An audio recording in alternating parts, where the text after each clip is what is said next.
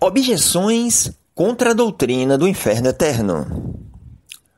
A doutrina aniquilacionista, que ensina que no final de todas as coisas Deus exterminará o diabo e os perdidos, doutrina essa defendida pelas testemunhas de Jeová e pelos adventistas do sétimo dia, usa algumas objeções, na maioria sentimentalista, para negar o inferno eterno. Uma das objeções é que Deus não é um tirano, que ele é amor e não deixaria seus filhos eternamente sendo castigados. Primeiro, que Deus não coloca ninguém no inferno. Deus dá o livre-arbítrio ao homem escolher onde irá passar a eternidade. Ninguém irá para o inferno inocente. Vejamos. O Senhor é tardio em irar-se e de grande poder, e ao culpado de maneira alguma terá por inocente. Naum, capítulo 1, verso 3.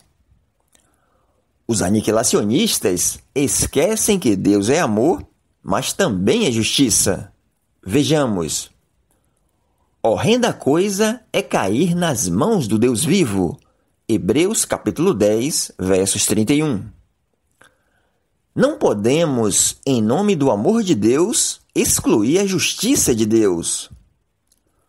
Pode um ser humano determinar como Deus deve castigar e determinar a duração do castigo que ele mesmo merece? Quem somos nós para julgarmos a justiça das decisões do Todo-Poderoso? Dizem os aniquilacionistas que o castigo será eterno quanto ao resultado, mas não quanto à duração. Em Jeremias, capítulo 31, verso 3, diz assim: De longe o Senhor me apareceu, dizendo: Pois que com amor eterno te amei, também com benignidade te atraí. Jeremias, capítulo 31, verso 3.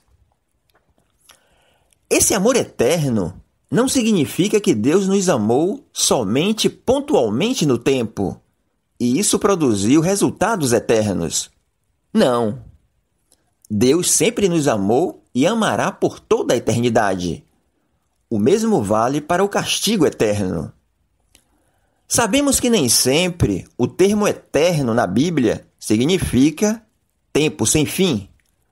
Mas com relação à eternidade dos perdidos e do diabo, a Bíblia é muito clara em dizer que o castigo é para todo sempre, conforme Mateus capítulo 25, versos 46 e Apocalipse capítulo 20, versos 10 a 15.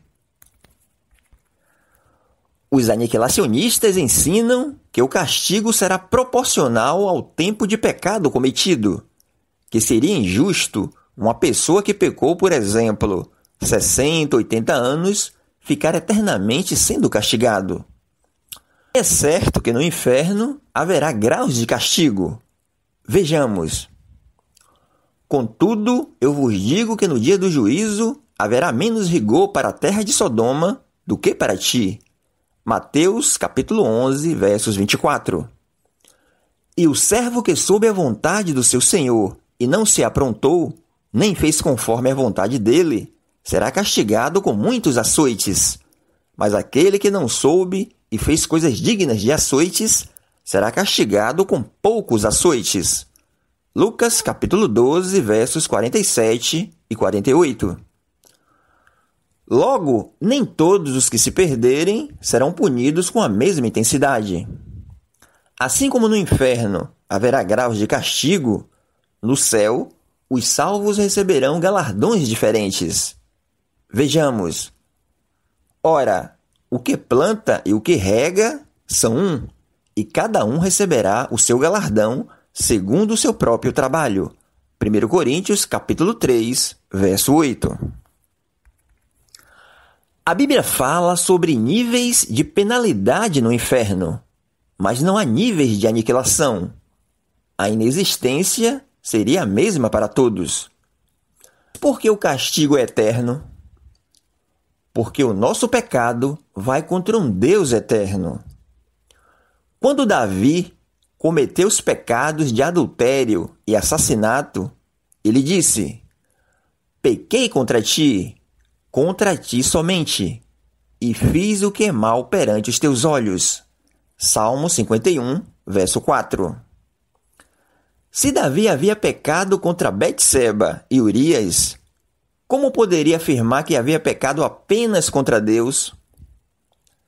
Davi entendeu que todo pecado é contra Deus. Deus era um ser eterno e infinito. Como resultado, todo pecado é merecedor de punição eterna. Se é injusto castigar por toda a eternidade alguém que pecou durante 80 anos, por exemplo, será que é justo dar a vida eterna a alguém que a vida inteira viveu no pecado e no último momento de sua vida se arrepende e é salvo? Um exemplo disso, o ladrão da cruz. Mas os aniquilacionistas não acham que isso é injusto. Acreditam que isso é justo por conta da fé. Do mesmo modo, o tormento eterno não é injusto.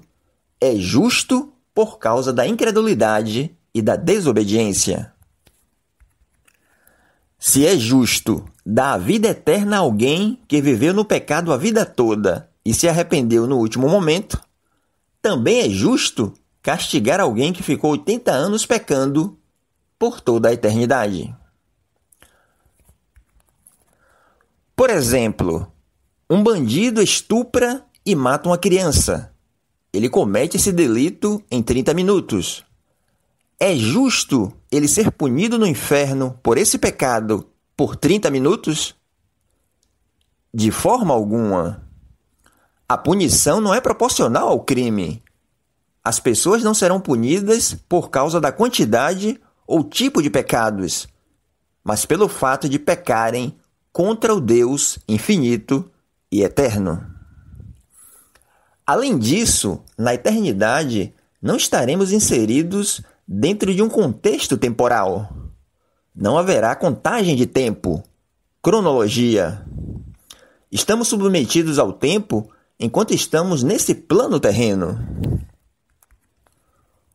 Outra objeção feita pelos aniquilacionistas é que nós não seríamos felizes no paraíso se nós soubéssemos que alguns de nossos entes queridos estivessem sofrendo uma eternidade de tormento no inferno. E no céu estaremos em estado de gozo. Apocalipse 21, verso 4, nos diz: E lhes enxugará dos olhos toda lágrima, e a morte já não existirá. Já não haverá luto, nem pranto, nem dor, porque as primeiras coisas passaram. Apocalipse 21, verso 4. No céu, não existirá mais sentimentalismo. Se alguns dos nossos entes queridos não estiverem lá, nós estaremos 100% de acordo que eles não deveriam estar lá. Que se cumpriu a justiça de Deus. Eles escolheram não crer na palavra de Deus. O próprio Senhor Jesus diz que no céu ninguém poderá tirar a nossa alegria. Vejamos.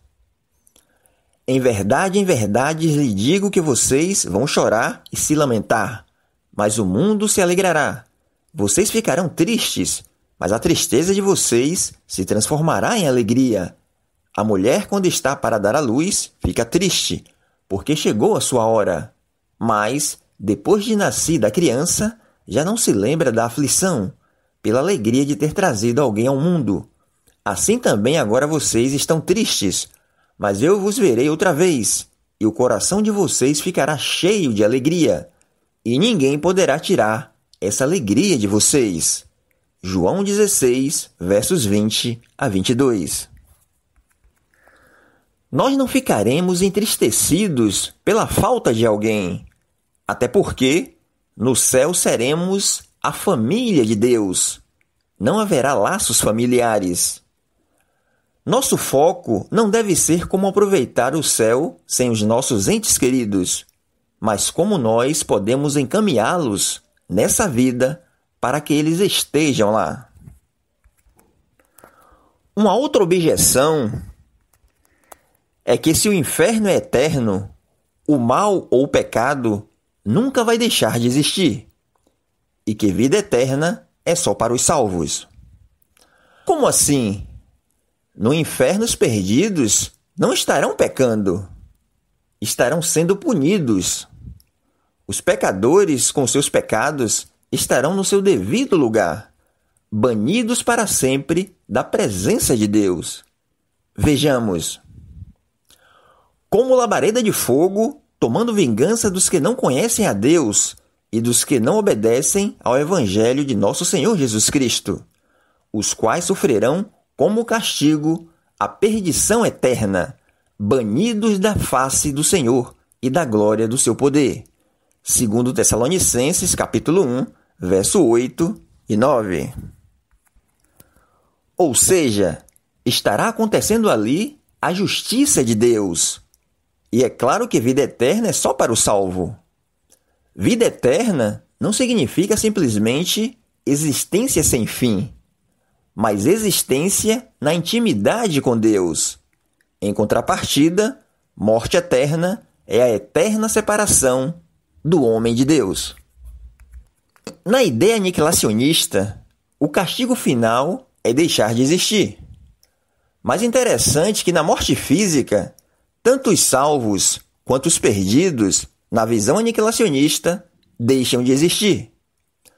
O homem morre, deixa de existir, ressuscita para ser castigado e deixa de existir novamente.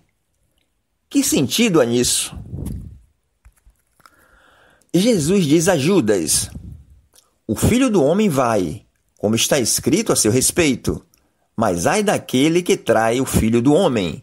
Melhor lhe seria não haver nascido. Mateus capítulo 26, versos 24. Quando Jesus diz que teria sido melhor que Judas não tivesse nascido, Jesus está comparando a perdição de Judas com a sua existência antes do nascimento, indicando a severidade do seu castigo.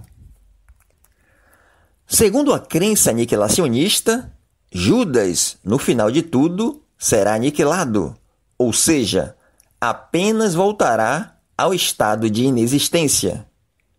Voltar ao estado de inexistência de antes de nascer não tem diferença de nunca ter nascido na ideia aniquilacionista.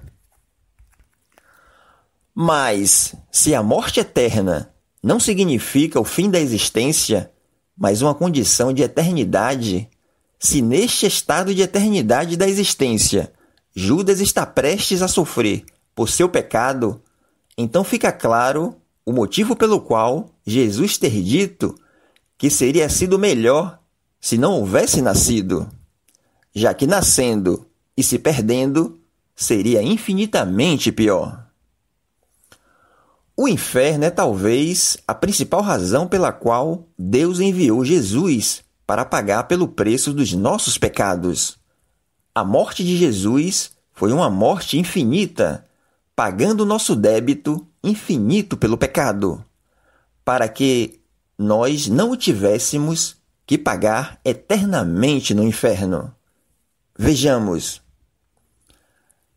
Aquele que não conheceu pecado, ele o fez pecado por nós, para que nele fôssemos feitos justiça de Deus.